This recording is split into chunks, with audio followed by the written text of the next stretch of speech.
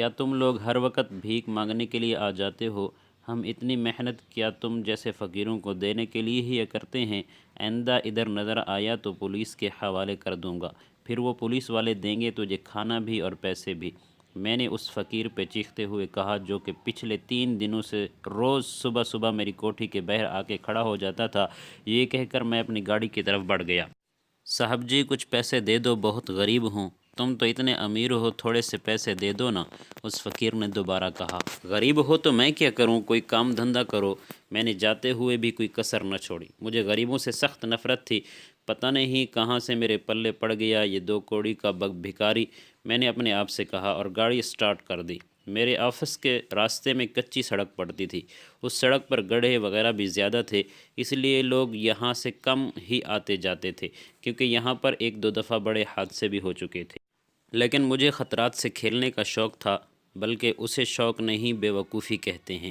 بہرحال میری گاڑی اس سڑک پر رواں دواں تھی، تیز آواز میں گانے چل رہے تھے اور میں اپنی دھن میں گاڑی چلا رہا تھا۔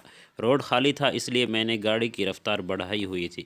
ایسے میں مجھے اچانک زوردار جھٹکا لگا۔ مجھے ایسے لگا جیسے میری گاڑی کسی گڑھے میں گر گئی ہو۔ اس کے بعد میرا ذہن تاریکیوں میں ڈوبتا چلا گیا اور مجھے کچھ ہوش نہ رہا۔ جب مجھے ہوش آیا تو میں نے اپنے آپ کو ایک ٹوٹے پھوٹے کمرے میں پایا۔ میرے سر سے خون بہہ رہا تھا۔ پٹی تو بندھی تھی، لیکن شاید کسی اناڑی نے پٹی بندھی تھی، اس لیے خون بہہ رہا تھا۔ میری ٹانگ وغیرہ سے بھی خون بہہ رہا تھا، اور میں اس نیک شخص کو دعائیں دے رہا تھا جس نے مجھے عین وقت پہ بچا لیا تھا۔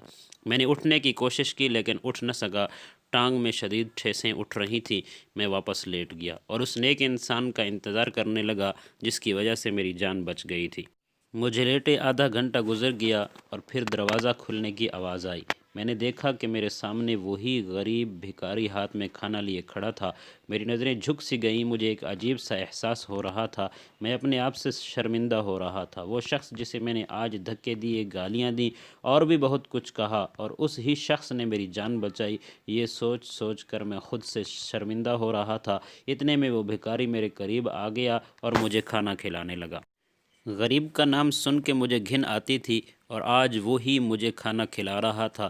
میں 3 دن اس کے پاس رہا اور وہ لگاتار 3 دن تک میری خدمت میں لگا رہا۔